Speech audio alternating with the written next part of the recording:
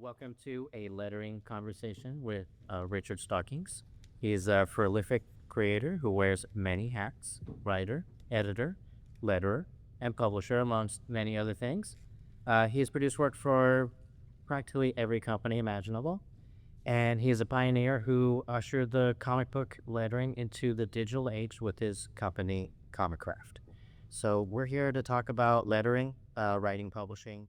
I'm Zen, by the way. I started lettering at Aspen Comics in 2016.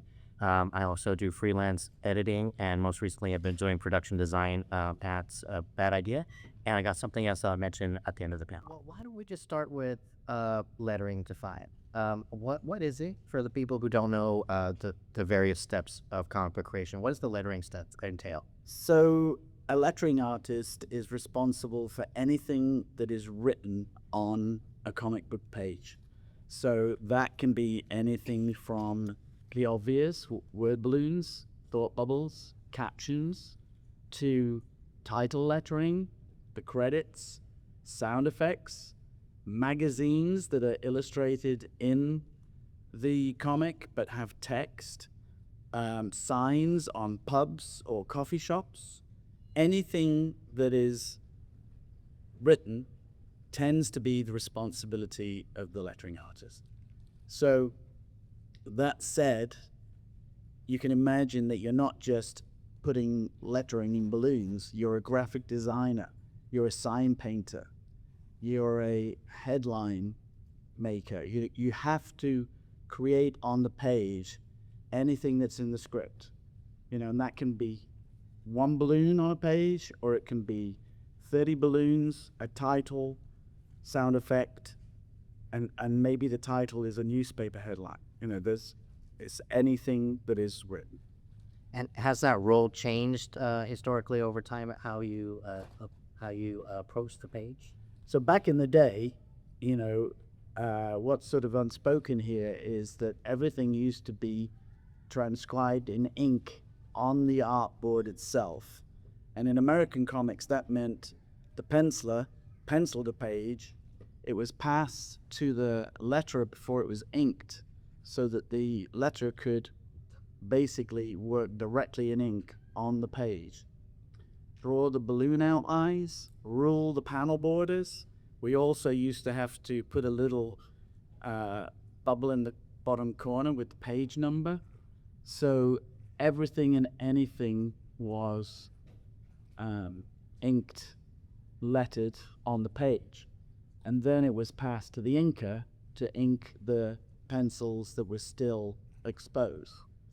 The reason being, you don't want to ink something that a letterer is then going to put a patch on. In British comics, you actually lettered on a patch and stuck it on the inked artwork, because in Britain, pages tend to be inked by the penciler. And in England, we like to use the mail system as little as possible. So the artist would mail the pages to the letterer, and then the letterer would mail them to editorial. So nowadays, of course, everything's digital, which when was it? The early 90s, it was a difficult transition. John Byrne, who was famously drew the Uncanny X-Men and Fantastic Four, had started lettering his own pages using a font. So, and believe you me, everybody calls it a font now. We didn't used to call it fonts. We used to call it lettering styles. But because John Byrne had started basically cutting the letterer out of the equation by typesetting his own lettering in a style that looked like pen lettering, I decided, my job's at stake. I'm going to jump on that bandwagon as fast as possible, because if somebody's going to take me behind the shed and shoot me in the head, I'm going to do it myself. So from then on, I started lettering on the computer, which meant having to learn on a very basic Macintosh computer, printing out the lettering and pasting it on the artwork. And there was a lot of resistance at first, that there always is when something's new. A lot of people thought of me as the Antichrist because I was putting pen lettering artists out of business. But in fact, most pen lettering artists eventually embraced it because it's a much more efficient and tireless. Because, you know, when you're lettering a page of artwork on the board and you've done 10 pages that day, inevitably you get tired. Inevitably, the page that you lettered in the morning doesn't look quite as the same as the one you lettered in the evening. And anybody that ever used an ink pen would have a little bump right here, black, because the ink would come out the rotring pen and stain that part of your knuckle. So, plus the repeated use of using a pen, anybody that uses a pen on a regular basis has a little callus on that knuckle. And if it's not ink stained, you're not doing it right. So it's changed immensely. We now, you know, our tools used to be pencils, an Ames guide for ruling the guidelines for the lettering. You were supposed to rule the guidelines on the penciled artwork. An inker friend of mine in England, Mark Farmer, who worked extensively with Alan Davis and more recently with Neil Adam, told me he hated erasing the pencil lines on the artwork. So I was like, how can I get around that? So I took a sheet of vellum, ruled it up from top to bottom with angles for italics, and I worked on a light box. So a new page would come in, instead of spending 15-20 minutes ruling up where the lettering was going in each panel, I just put the sheet of vellum behind the artwork, the pencil guidelines showed through, and I could ink, and there was no guidelines on the artwork where perhaps the inker's like, that's actually on the artwork. So I was always about cutting corners because time is money. Right. And, you know, in comics, you know, you're always up against the clock. Oh yeah, we're the last stage of the whole process, so the pressure and the deadline always lands on the lettering artist. Yeah. So I had worked in editorial for 5 years at Marvel Comics in England, and I was working on weekly comics. So 5 years experience of putting out a comic every week. Now it was reprint, mostly reprint, but even so, what I learned was that if the book isn't ready by Friday, it's not going to press. You know, so you sort of learn on monthly, weekly comics. You sort of become, deadlines become ingrained in you. I mean, you get muscle memory about how tense you are if some pages are in late. Mm-hmm. And those were the days, you know, in terms of things that have changed, we would mail artwork to the letter. That is a big change. And the lettering artist would have to mail it back. That's a lot of time. You have to go to the post office, wait in line, you know, find out how much it costs, back in it. You were responsible for the mailing cost in England, you know. At least in America, Marvel and DC paid all the FedExing. Right. And I was lucky when I moved to California because I lived near LAX, and I would get on my bicycle with a FedEx pack in my backpack and cycle down to FedEx at the last minute. And the woman at the FedEx counter got to know me, and she created an account, so everything was quicker for me. Nice. When digital, you know, when scanning was introduced, oh boy, that saved so much time and money. Right. You know, and basically overnight the digital FedEx, which was a big expense, cost plummeted. So that's why Marvel were the first to embrace it, because Marvel was always about bottom line. And especially at that time. Yes. Yeah. Well, that's a lot of like technical stuff. Well, what about the art side? Like, how does the lettering affect the art that's given to you? So I've always said that, you know, the great thing about being a lettering artist is you're the first person to read the comic, right? And it's art and it's script. So you have to have a sensitivity to both. You know, having worked in editorial and having worked as a writer, I wrote a few things at Marvel, Doctor Who, Transformers, Ghostbusters. So you are imagining the story and then sending the script to the lettering artist with all the dialogue. And then as the lettering artist, you sort of have to switch brains, because script is left brain and art is right brain. So you are sort of taking the text, which a writer has written with mostly his left brain because it's typing it in, and you are transcribing it for the artist. So you're marrying the two parts of the process. So I have learned over the years I'm much more sympathetic to the artist than the writer.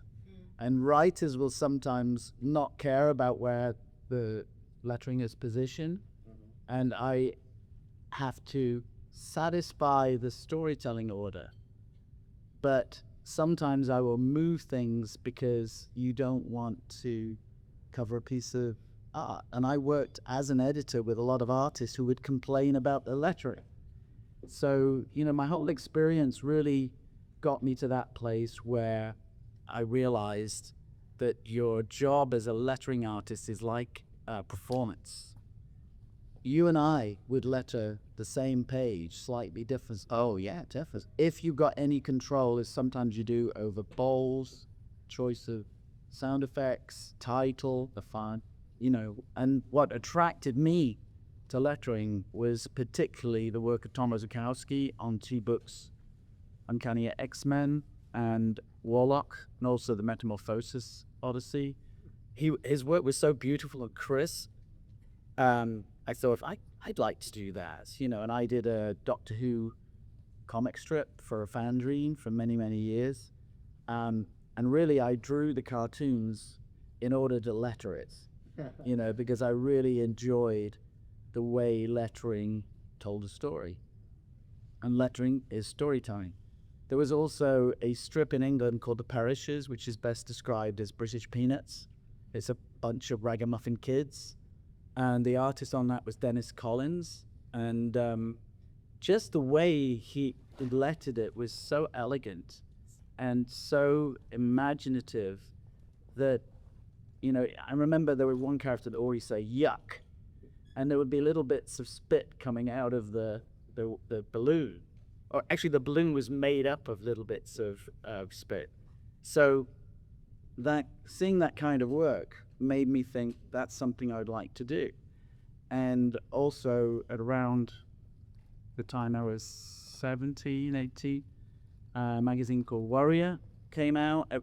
You might not know the magazine, but it launched D for Vendetta and Miracle Man or Marvel Man, it was called then. And they had a series of articles. Before there were conventions like this, there was a how-to in the back of Warrior. And one of them was how to get into comics. And they said, well, not many people realize that lettering comic books is an avenue you could pursue. I can second that, yeah. And back in the days when you had to have good penmanship, I thought, I'm already doing that, so I started sending in samples to all the publishers in England. About how lettering affects the art. So like maybe font choices or color choices or even shape choices. Well, you say color choices, of course, we didn't have that choice when we were lettering on the boards. Nowadays, we're expected to color the captions, color the sound effects, and anything, again, that's written, credit boxes. And I like that control. As an editor, I would actually give notes to the colorist as to what colors I felt that the caption boxes or balloons might be. And if you look back at comics in the 60s and 70s, sometimes a balloon would be yellow fill just to make it pop out.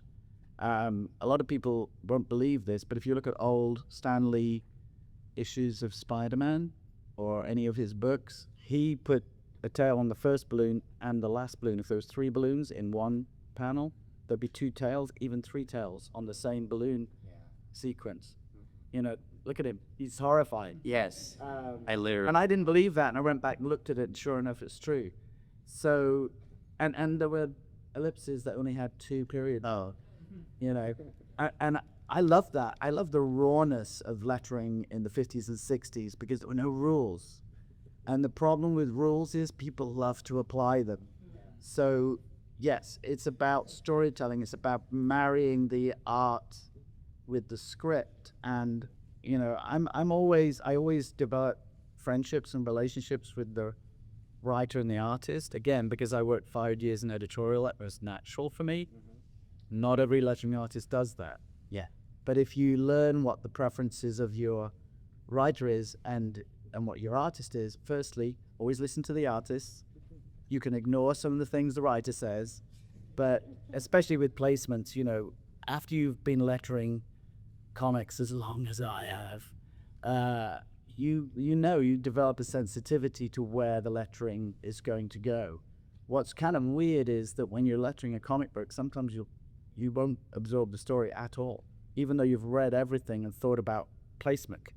You can forget it when you've lettered it, because it's you're hovering between left brain and right brain.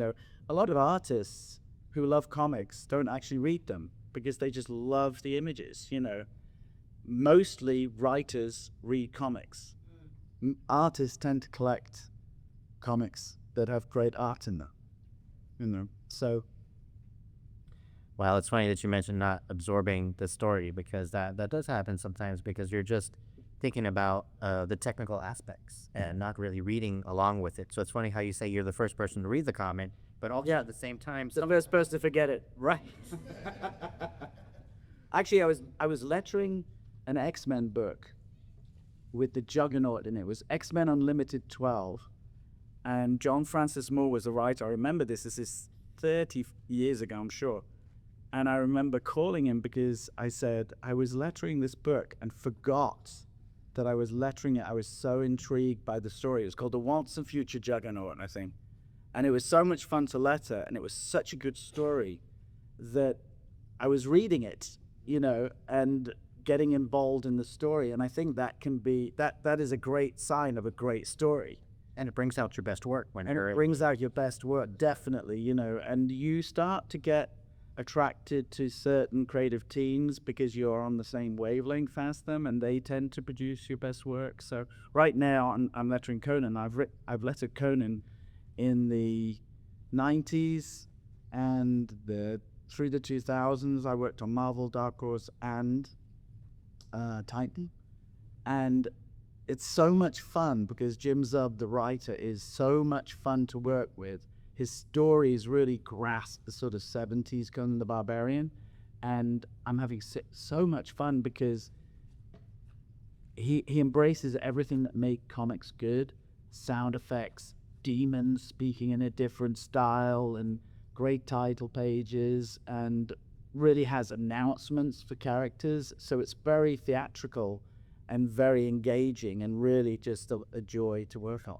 Yeah, that helps the storytelling in so many ways, because you're like setting up the reader in a certain way to have those reveals and to have those introductions. Yeah. A lot of writers just kind of skip past an introduction, but I kind of feel like any new character should have some sort of, maybe not dramatic, but at least an important event that introduces that character.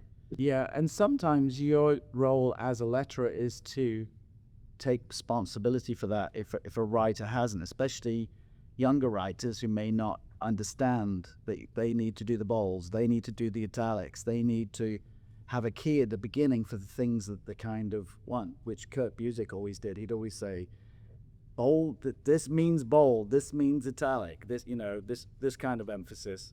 So there are writers I've worked with, and Kurt Busiek and Jeff Loeb are two writers I've worked with who've taught me a lot. And the highest praise I ever got was from Kurt Busiek. He said, "Nobody does placements better than me, except Richard Starkings." So that's because he's very meticulous, and he's really thought through how lettering contributes. We did Astro City with him for many, many years, and he really had thought through all his characters, not just the way they were visualized, but the way they speak. And again, there's a lot to learn from writers like that. So did you do the logo on that? Yes, I did. Book's called Astro City, and if you're anybody here from LA, there's an Astro Diner. Is it Astro Diner or Astro Burger in LA? And I was like, Astro City, that sounds like a fast food restaurant sign. So I basically created it as a sign. And if you're familiar with Volume 1 of Astro City, the hardcover has no graphics on it. There's Samaritan in a clear blue sky. And on the back, there's the Astro City logo as a diner sign, painted by Alex Ross, and that was my contribution. Wow, that's so cool.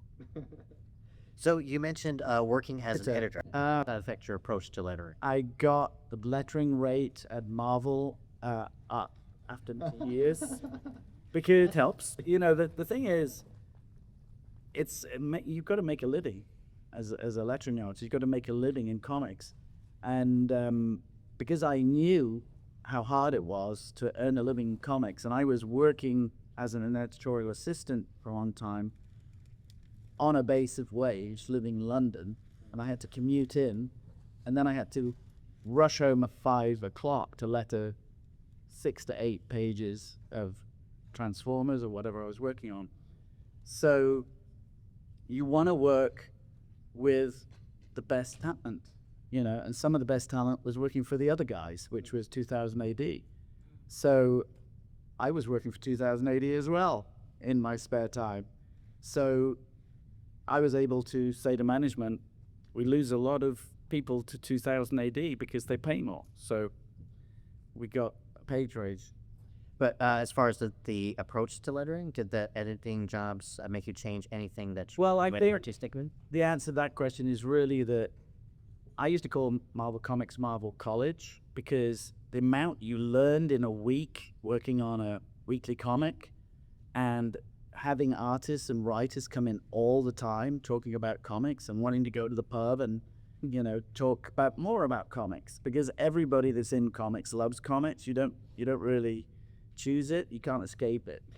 So in 1986, Tom DeFalco, who was editor, he wasn't editor-in-chief then, but he was an executive editor at Marvel Comics in the US, was sent to us for 2 months to work with us and teach us.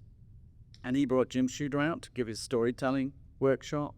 So I would say the advantage of working editorial at Marvel Comics was they taught you to tell stories. They gave, you know, they were very much in favor of the Jack Kirby layout, which was no bleed, gutters, because in those days, bleed, which is when the artwork goes all the way up to the trim and off the page, was difficult to do. You know, it was much cheaper printing processes, and now we take for granted that the artwork is all over the page, but that doesn't mean the storytelling is as good.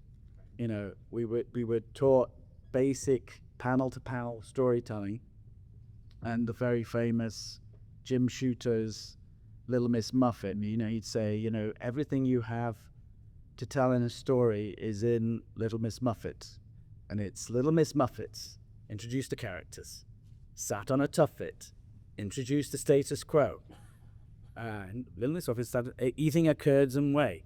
Again, status quo. It's like establishing shot is sat on a tuffet, eating curds and whey. Along came a spider, introduced the element of conflict, sat down beside her, and frightened Miss Muffet away. Draw the elements of conflict into resolution. And he used to say, everything that you need in the story is in Little Miss Muffet. And everybody there was like, no, it's not. You know, he said, well, it might, but not be in that order. But all those elements have to be there, unless if they're not, it's not a story. It might be a laundry list, right? So I remember when we had that workshop with Jim, we'd invited a bunch of writers and artists. We went out, and everybody was grumbling about being told how to tell a story. But everybody was talking about storytelling. And it was only later that I realized how much I'd learned in that small workshop, because nobody else had really done a workshop with us before. So the other thing that I picked up was, you know, if you're creating a comic strip as an artist, and you don't show your character in full figure at some point in a scene, how do you know if they're not wearing roller skates? It was a very famous Jim Shooter thing, and we would look at pages and like, oh my God, we don't know if this character is not wearing a roller skate. And it's sort of, you know, spit facetious, but it causes artists to think about, did you show the whole building at any point? Or did you just show a window? If you just showed a window, then there has to be a caption saying, the University of Tennessee, right? Otherwise you won't know what it is. So there was a lot that we learned about storytelling.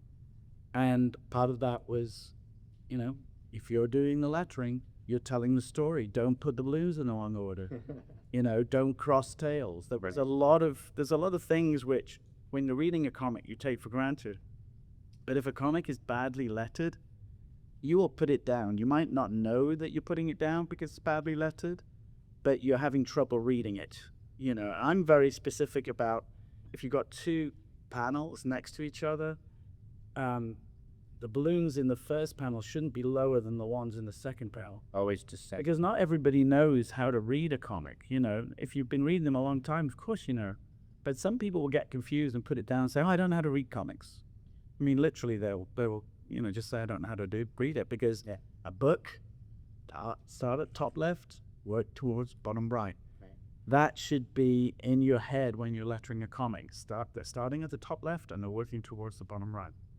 Yeah, completely true. I gave a comic to somebody for the first time, and he literally asked me, he's like, "What's up with the bubbles?" I'm like, "What do you mean?" He's like, "The bubbles. I don't understand what this is." Like, we like you said, we took it for granted. We've been reading comics all our lives, but there's just little things that really take you out of the story. So we should probably talk about Comicraft, Sure. and what you guys do over at Comicraft. So, Comicraft was a studio that I founded in the early 90s. And the way I found it was I had one guy working for me, and his name was John Rochelle. And one day the phone rang, and he said, "Now that I'm answering the phone, what should I say when I pick up?" I had a roommate in Venice Beach who was a carpenter, and he called his business Proud Craft.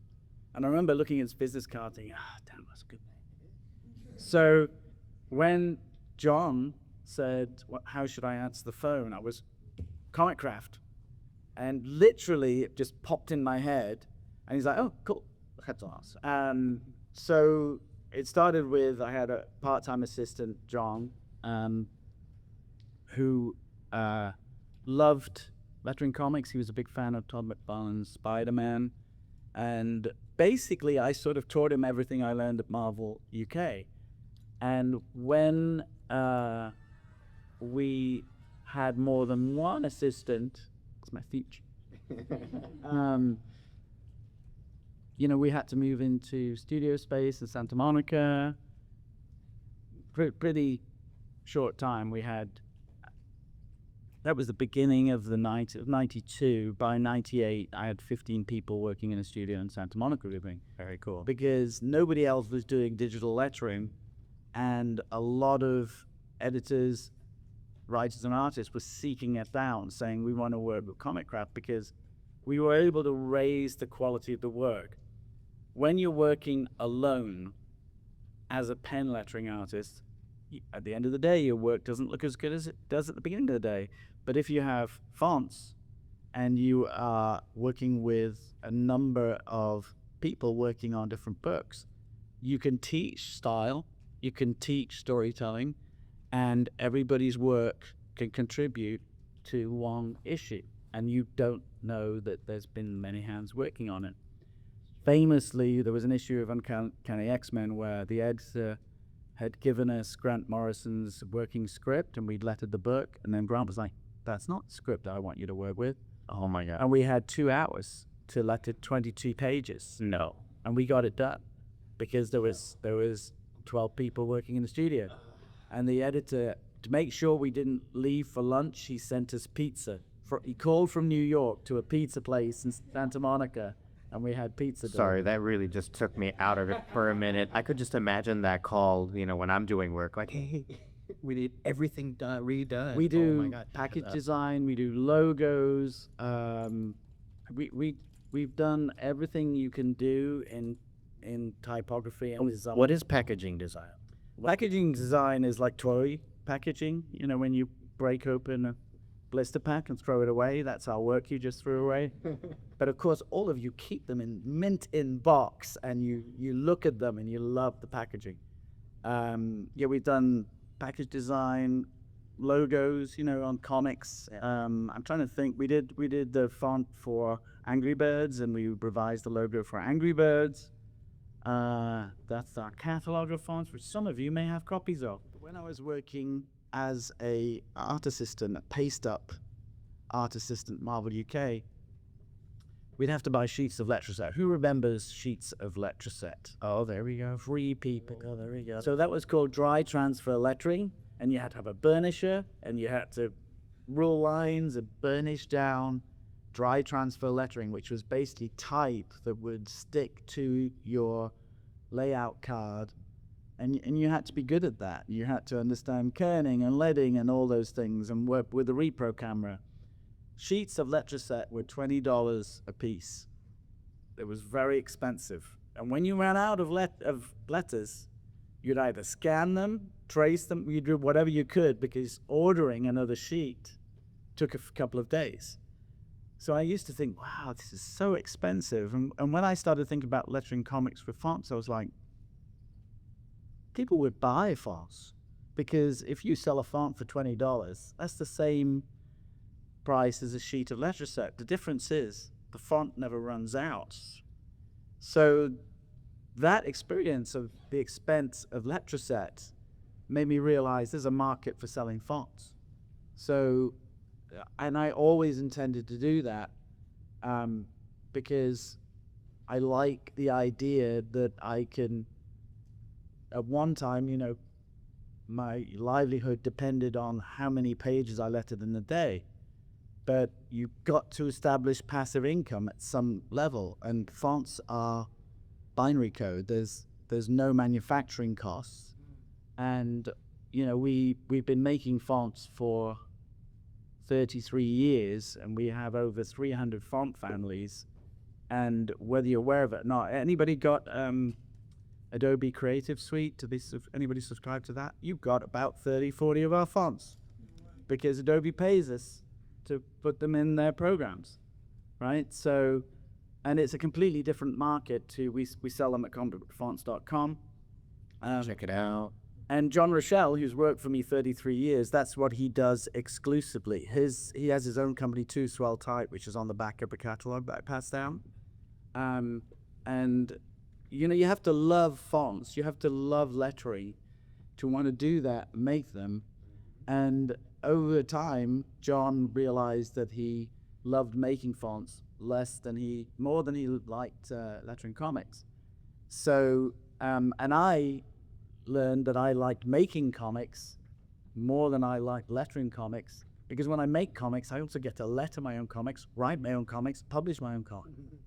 So I always had the idea that I would own my own intellectual property, my comic book characters, and that came from when I was at Marvel UK. I was the captain of the softball team, and our rival softball team was 2000 AD, and the captain of 2000 AD softball team was the creator of Judge Dredd, and I didn't know he'd grown up in America and was really good at softball, and they regularly trounced us on a regular basis. Oh, wow. So, but we go to the pub afterwards, and John Wagner and Alan Grant, who wrote Detective Comics and Batman for years and years and years, they would grouse about the fact they didn't own any of the characters they created at 2000 AD. And I mean they would grouse. Because at that time, John didn't have a piece of Judge Dredd. He groused so much, they eventually gave him a piece of Judge Dredd. But he didn't own it. He still doesn't own it. Rebellion own it. But they have to give a royalty to John Wagner every time there's a Judge Dredd story, kind of like Bob Kane and Batman. So, having been, you know, basically brainwashed into the idea that you should always wholly own what you wholly create, I wanted to do that. So having a passive income stream from selling fonts enabled me to create and own my own comics. And so that was my goal very early on in the 90s. And we would make fonts, which, you know, there's still a cost in making fonts. Somebody has to sit there. And believe me, when we've done 300, coming up with new ones, not as easy as you might think. And Alex Toth is another one people want us to do, unless we have an arrangement with the estate or with the creator themselves. Like we have a set of Dave Gibbons fonts, and that was Dave wanted those. Okay.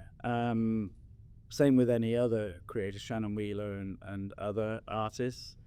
But in fact, we liked, Monster Mash is one of our most best-selling fonts. It's kind of like the Journey into Mystery logo and this lettering style of letterers at Marvel in the 60s. So we like, that everybody has their take on a font, and it becomes almost like the language of comics. So comicbookfonts.com is sort of a subdivision of Comicraft. The studio is, I train people to letter comics. I still have a hand in that. I still do some of the work myself, but Comicraft is also the publisher of Elephant Men. Tell us about Elephant Man. Elephant Men is my Blade Runner-esque science fiction comic book. Human-animal hybrids designed to fight a war between Africa and China. A terrible, bloody war is fought. They're defeated, rehabilitated, and now they live amongst us, hated and feared, trapped in a world they never made. There you go. So it started off as, could I write a comic? Could I come up with a story? I thought I'd be able to do 4 issues. We're at 120. Wow. Counting, still making them. I've been doing it for 25 years. A round of applause to the Elephant Men. Yes. The story I started with the Elephant Man in 2001 was hit flash #1. It's a 5-issue series. We just published issue 5. But it's finished, and it'll probably be collected next year. And the other books I've done are The Beef, which is a sort of vegetarian nightmare featuring a man who turns into beef. It's one of the most enjoyable books I've ever written. Ask for Mercy with my artist Abigail Jill Harding, who's here at the show with me at booth 2109. Come on down. And her creative property, which is Parliament of Rooks, which was also published through Comixology Originals, and a book that I helped her wholly create and wholly own, because that's the way comics should be. Everything that you are invested in, everything you're excited by, started with 1 or 2 people, whether it was George Lucas or Stan Lee, Jack Kirby, Steve Ditko, Joey Siegel. Every comic book out there, look, you go across the show floor. Galactus has been walking across the show floor a week, right? That was created by Jack Kirby. One guy inspired over generations some other guy to dress up in a crazy costume on stilts, and we need new ideas, because I'm sorry, I've seen as much Star Wars as I think I can cope with at this point. I can't keep up. It's so great when you discover something new. Like, who watches Severance? Severance is so good, right? It's so original. I don't know what's going to happen next. Abigail came up with this series, Parliament of Rooks, which is a little bit Wolfman, a little bit Wuthering Heights, and completely Abigail Jill Harding. That's I think what keeps comics fresh and alive is new ideas. I mean, I was looking up at the Image. I'm right by the Image booth, and Monstrous is up there now, and it's on something like issue 60. That was new a few years ago. And now there's this body of work. I've got volume 1. I haven't read it yet. I'm like, wow, that's a lot of... that's so exciting to read something where I don't know what's going to happen. So are all the creator-owned books that you have, are they all published through Comixology Originals? Or? Elephant Men, Ask for Mercy, and Parliament Rooks were all published by Comixology Originals. So at one time, we offered them Ask for Mercy Season 5 and Parliament Rooks Season 2, and they said, why don't you do something different? But both Abigail and I want to do a body of work on each of the series, because you can, if you do a mini series, people might enjoy it, but then it's forgotten. And that, once it's out of print, people are like, well, there's no volume 2, let's not put it back into print. So you might not have heard of Ask for Mercy, but people who've read volume 1 enjoy it, and then they're like, we want volume 2. So, at some point, somebody will be saying, there's too much Ask for Mercy, we don't need any more. but we're not at that point yet. We have more stories to tell. We're right in the middle of one right now, which we're going to do on Kickstarter. All the Goths in England go to Whitby, which is synonymous with Dracula, because that's where Dracula is based. It's basically Bram Stoker knew Whitby, so the Demeter crashes into the harbor and the wolf runs up the steps, and that's all real. So it's become a mecca for goths and dark cosplay. So Abigail goes there every year. So I was like, let's go to Whitby and let's plan our story set in Whitby. And it's so much fun because I've never seen a story set in Whitby Goth Weekend before. And Abigail already has an idea for the next one. And I think that's what keeps comics fresh and exciting is new ideas. And when you have your own characters, as a writer, you don't really know how they're going to behave until you put them in a situation where they have to react. Yeah. That's where you really learn about your characters right there, is when you put them together, and they kind of tend to speak for themselves if you set up the character in the right way. Yeah. Sometimes, as a writer, I'm stuck, and I just find two characters and listen to them talking and write down what they're saying. And that, again, it sounds a bit pretentious, but when you created good characters, when Abigail has drawn such good characters, you know them at a sort of subconscious level. So even if you can't come up with the next scene, you can just let them start talking and write down what they're saying. I can't explain it better than that. But and then sometimes they'll say something funny, or you say something that you weren't expecting them to say, and then you're like, I know where this needs to be. I know what needs to happen next.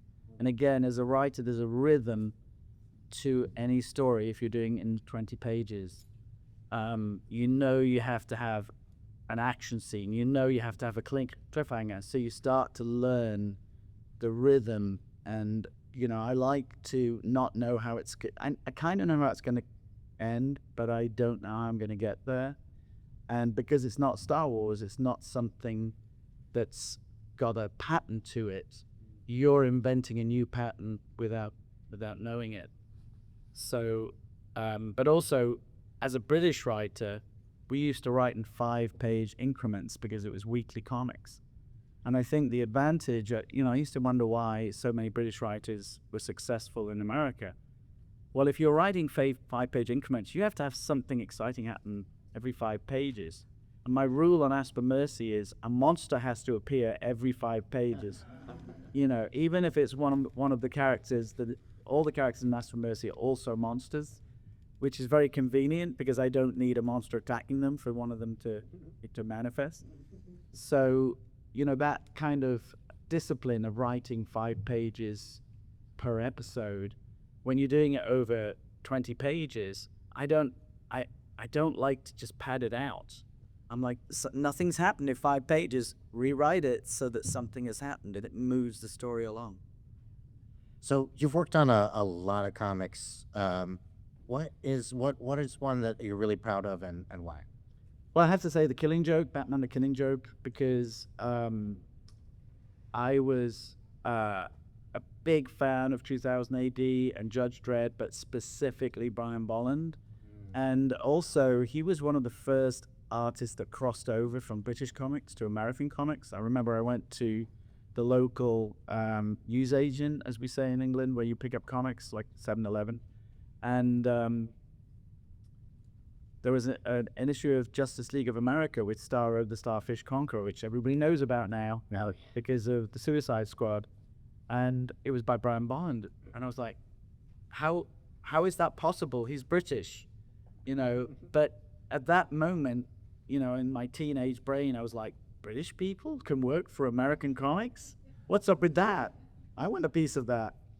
And I later, when I was working at Marvel UK, I was sitting next to Brian at a convention in Birmingham, England. And he had the first few pages of Batman the Killing Joke. one of the best known Batman graphic novels. Oh yeah. And they were unlettered pages. And I leaned across and said, "Is anybody going to be lettering that?" And he said, "Would you like to?" Wow. That's awesome. Brian's very gentlemanly, and he made it happen. And I just couldn't believe it. He was so slow on that, however. Alan Davis got me lettering Detective Comics, and those issues came out long before Batman: The Killing Joke. But because The Killing Joke is so highly respected in the industry, when I moved from London to New York in 1989, I would go to the offices for work, and they knew me because I was a Mob UK editor, and they'd say, "Well, is there anything you've lettered that I know?" I was like, "Batman: The Killing Joke." Bam. And they would say, "Here's 10 pages, we need them back tomorrow." That's amazing. And it's, he was my idol, and he hasn't really done any strip work since. Is there another book that you consider in that same category? I know, I'm just really enjoying working on Conan. I've always said to Jeff Loeb that the best thing he's ever written is The Witching Hour. Does anybody know that? It was a Vertigo book published in the 90s, written by Chris Picciello.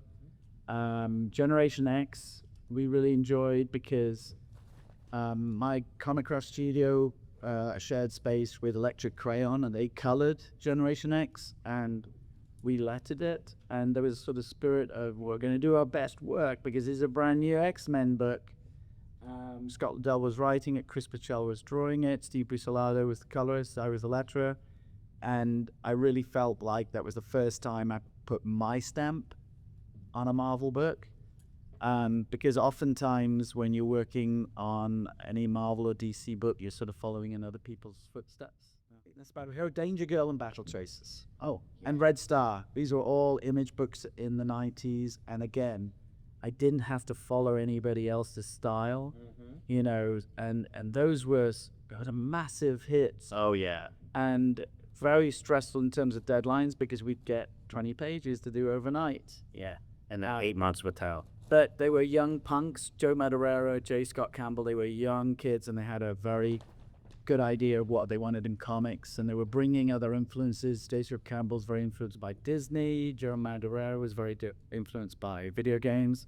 So it was kind of cool to be with the cool kids. Right. They were fun. Yeah, and those are some great books and a great time in comics just in general.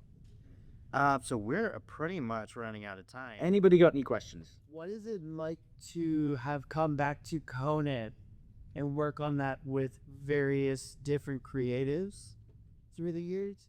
So my second question is, how do we as indie up-and-coming creators combat that studios or publishers want to do these things because Batman sells, because the Fantastic Four sells? How do we combat that? So those are You can't, because they are corporations and they will crush you. But you have the answer to your question. You support indie artists and writers. Their money, your money to them is worth so much more. Go onto the convention floor today, seek out small press, seek out independently published, support Image Comics, support creator-owned comics, a Boom, Idea, wherever they are, support new ideas.